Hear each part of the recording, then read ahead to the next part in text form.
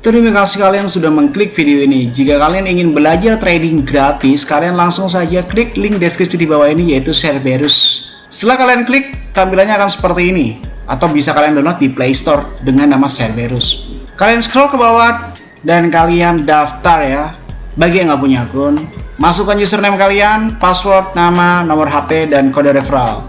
Setelah itu kalian klik register. Dan jangan lupa untuk nomor handphone adalah nomor handphone kalian yang aktif. Kode referral dikosongkan, tidak apa-apa. Setelah itu tampilannya akan seperti ini. Dan jika kalian ingin mengetahui sesuatu tentang entitas atau belajar trading, kalian langsung klik tutorial dan arahkan sesuai dengan apa yang kalian mau. Entah itu Indodax, entah Binance, entah itu OKX, atau Cerberus itu sendiri. Dan kalian bisa langsung belajar trading di dalam sini. Dan apabila kalian ingin mengikuti Cerberus alias copy trading otomatis, kalian langsung bisa hubungi nomor di bawah ini dengan tampilan biaya per tahun 3 juta rupiah untuk member reguler dan 30 juta rupiah untuk member eksklusif. Dan jika kalian masih tidak mengerti tentang apa itu Cerberus, tinggal kalian klik tutorial, lalu arahkan ke Cerberus dan kalian klik apa itu Cerberus. Dan silahkan luangkan waktu kalian 20 menit, jangan di skip, maka kalian akan mengerti apa itu Cerberus. Dan selamat menonton materi kali ini.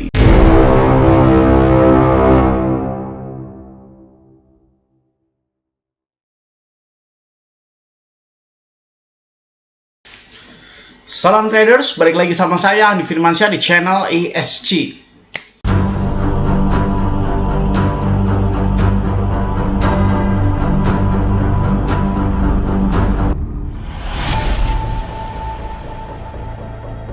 Oke, di dalam video ini mungkin banyak akan sekali pro dan kontra ya, karena memang saya akan sedikit mendengungkan bahwasanya saya menganalisis bahwasanya berita good news ini adalah sebuah entitas untuk mengakumulasi semuanya untuk di shortcut. Menurut saya seperti itu. Ada beberapa alasan yang mungkin saya bisa berbincangkan dengan kalian secara pelan-pelan ya.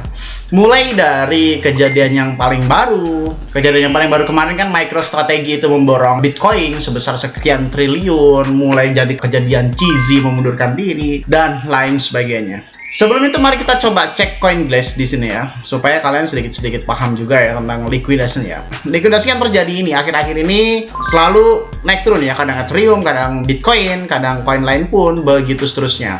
Dan di sini juga total likuidasi dalam satu hari ini juga cukup banyak kemarin yang shortnya ya. Yang ini 178 juta dan 176 juta, katanya seperti itu. Yang paling besar kemarin yang tertinggi itu ini adalah long ya. Long ini sekitar 591 juta. Ada beberapa hal yang cukup menarik yang mungkin kalian bisa menjadi pertimbangan. Harga Bitcoin ini sekarang sedang naik, oke? Sekarang sedang naik ke hampir 60.000 atau kurang lebih tepatnya di sekitar 57.000 sekarang ya. Harga Bitcoin sekarang 57.000. Ingat, ini clue pertama. Dan kalau misalnya kalian cek nih ya, pada saat kemarin yang terjadi likuidasi yang cukup besar, itu terjadi cuma dump sedikit aja loh. Nih kalian perhatikan. Nih ya. Saya ulang, clue pertama, sekarang harga Bitcoin mencapai kurang lebih 57.000 ya, dan likuidasinya itu mencapai long 136 juta, short 178 juta. Dan melihat dari data sebelumnya, likuidasi terbesar terjadi di tanggal 3 Januari 2024, yang dimana harga pada saat itu ke 42.000 dari kurang lebih sekitar nih ya, dari 44.900 atau kurang lebih 45.000 di price-nya. Kalian perhatikan di price, dia turun ke sekitar 42.849. Turun cuma dikit ya, dari 45.000 ke 42.000. Kita genapkan saja sekitar 3.000 dolar. Turun cuma sekitar 3.000 dolar. Kita cek lagi ke belakang.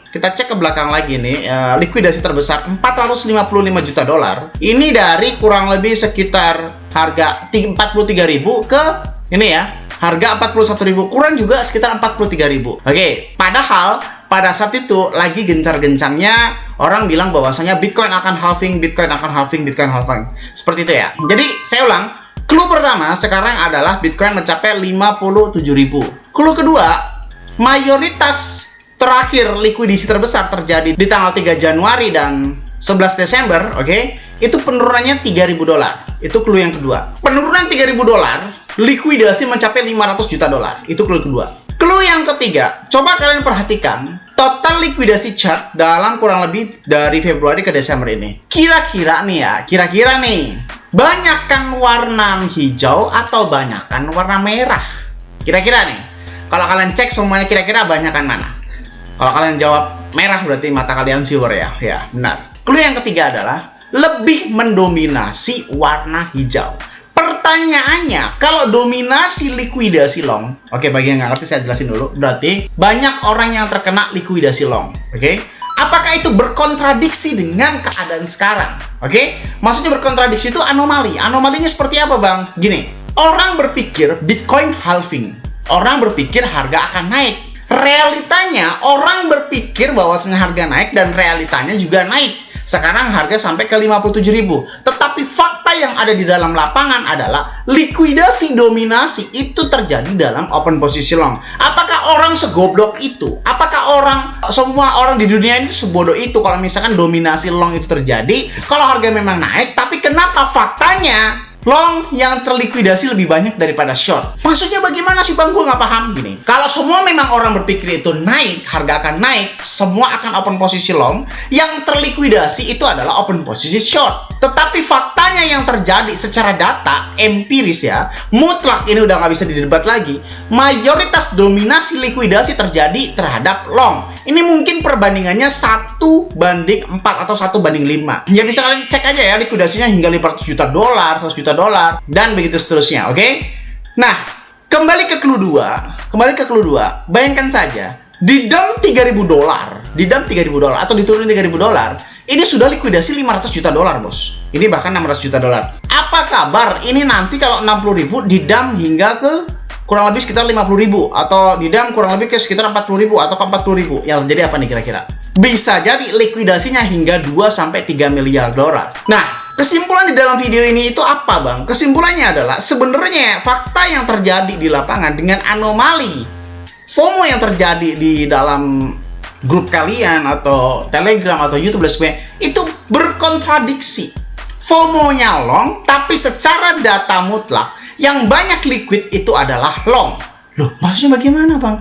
Berarti kalian ini di set otaknya, di brainwash oleh para cukong, di brainwash oleh para paus untuk kalian open posisi long, tapi tiba-tiba di dump. Secara akumulasi pada saat nanti sudah terkumpul, kita cek ke dalam order booknya, bisa jadi ya, kalau memang order book ini sudah benar-benar terakumulasi warna hijaunya, kita pakai skala 100. Perhatikan, nah ini udah kurang lebih sekitar udah gemuk sekali. Di dump 3.000 saja, ini sudah kurang lebih sekitar berapa Bitcoin nih? Sekitar 11.000 Bitcoin, 11.000 kalikan harganya sekarang saja. Orang sudah mengantongi atau para cukong sudah mengantongi ya mungkin 300 sampai 500 juta dolar. Gue bingung, Bang, sebenarnya lu mau nyampein apa? Saya mau menyampaikan kalau orang-orang kan selalu bilang, oh tuh kan kata gue apa, tuh kan kata, tapi mereka tidak berani untuk mendengungkan suaranya pada saat belum terjadi ya. Ya, perhatikan ini tanggal 28 11.56 harga Bitcoin masih 57.000 ya. Saya memprediksi harga Bitcoin akan didam dalam waktu dekat supaya mengakumulasi kurang lebih sekitar 500 juta dolar. Damnya berapa, Bang, nih ya kurang lebih ya?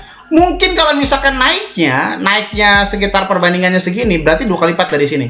Mungkin harga Bitcoin akan didam hingga sekitar 3.000 dolar dalam waktu dekat. Sekarang kan 57.000 ya, 57.000. Mungkin analisis saya dalam minggu ini Bitcoin akan didam.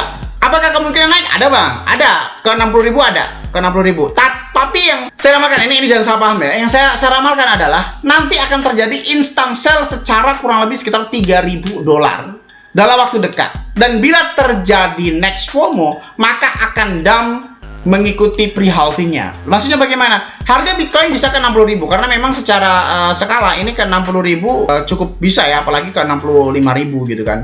Nah, tetapi akan terjadi instant sell sebesar 3.000 dolar kayak gitu kan. Lah terus kita harus open posisi apa, Bang? Pada saat nanti di pucuk itu kita bisa open posisi short. Di pucuk bagaimana? Bila terjadi sebuah candle yang cukup dominan, contohnya seperti ini.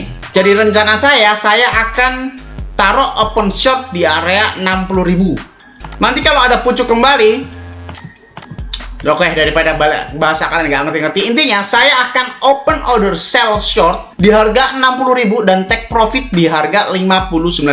Itu yang akan saya lakukan lah. Tapi kan kata lo 3.000, ya 3.000 itu kan prediksi, bisa aja meleset. Jadi saya mengambil yang benernya aja, yang ya udahlah, yang faktanya aja, yang normalnya aja. Jadi di dalam video ini saya akan open order short leverage 10 kali lipat ya di harga 60.000 dan take profit di harga 59.000. Apakah kemungkinan turunnya sampai berapa? Bisa sampai 57.000 atau mungkin bisa hingga 55.000, tapi $1.000 pun cukup kalau leverage 10 ya. Itu setara profit berapa persen, itu udah lebih dari 10%, lebih dari 20%. Tapi saya akan sedikit banyak. Bila biasanya saya pakai $3.000, mungkin saya akan pakai $5.000 hingga $7.000. Saya akan open posisi short. Kalau nggak mau ribet, ikutan Cerberus saja. Oke, semoga bermanfaat video kali ini yang saya sampaikan. Jangan lupa klik like, comment, subscribe. Logikanya kalau kalian nggak subscribe, ngapain saya buat video lagi? Dan share ke teman kalian agar teman kalian tahu apa yang kalian tahu. Saya Andi Firmansyah, use your logic, dan salam traders.